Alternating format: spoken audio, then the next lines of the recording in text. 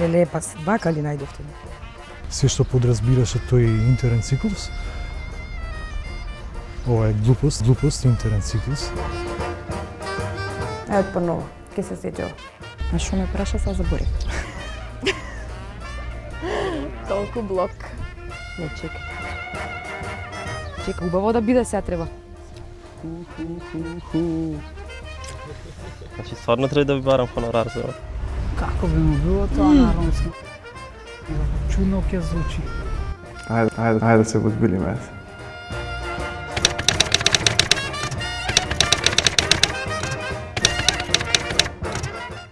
Професионалност во новинарството. Знаење, второ пракса и трето професионализам. Не во амала, не во џанзипе, не во култура. Дисциплината. Еден почеток на една добра кариера, барем за мене. Енергија, комуникација, пракса.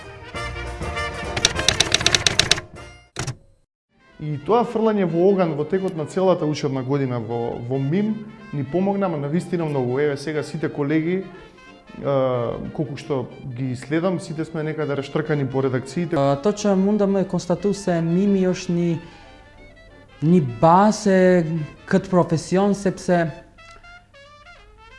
нук мундет ни газета та бъдат па ни пракста мир, па ни пракста букур.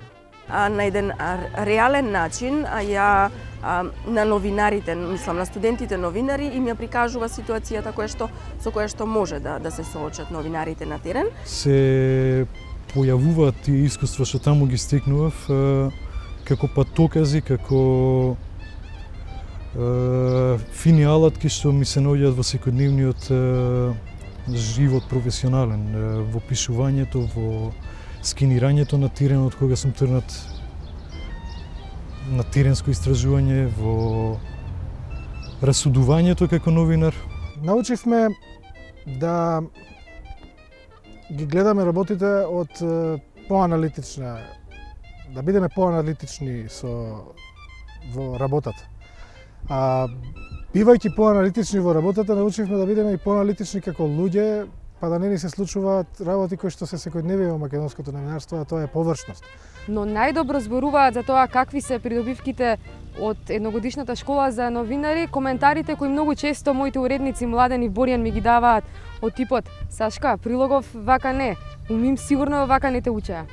Она што нашите тренери постојано ни го повторуваат, дека треба да бидеме непристрасни, треба да бидеме објективни, дека секогаш треба да ја дадеме право на другата страна да се брани, да бидеме честни и кон себе и кон јавноста. Веројатно тоа е што секогаш се присетувам додека работам. Се разбира тога чувството за одговорност пред јавноста за која работиш и која ја заслужува вистината која ти помагаш да дојде до израз.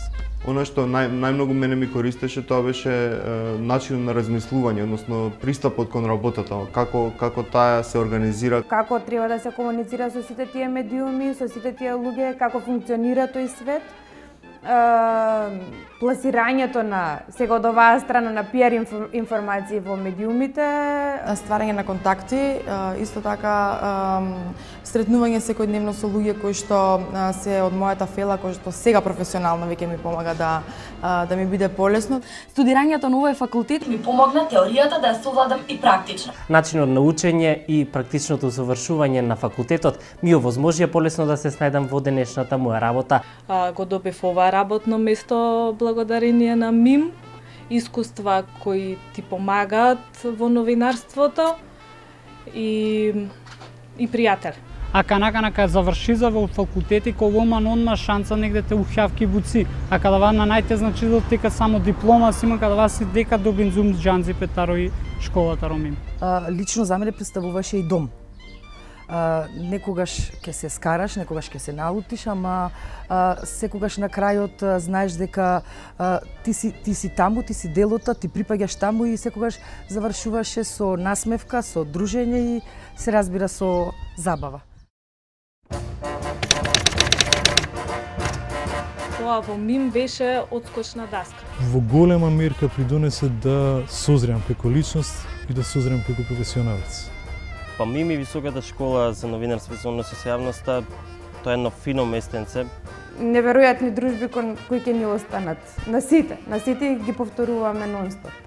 Немаше да ми биде криво уште еднашка, што викаат да понавljам година, уште еднашка да учам во школата, затоа што навистина искуството ќе го паметам и ќе го раскажувам до живот.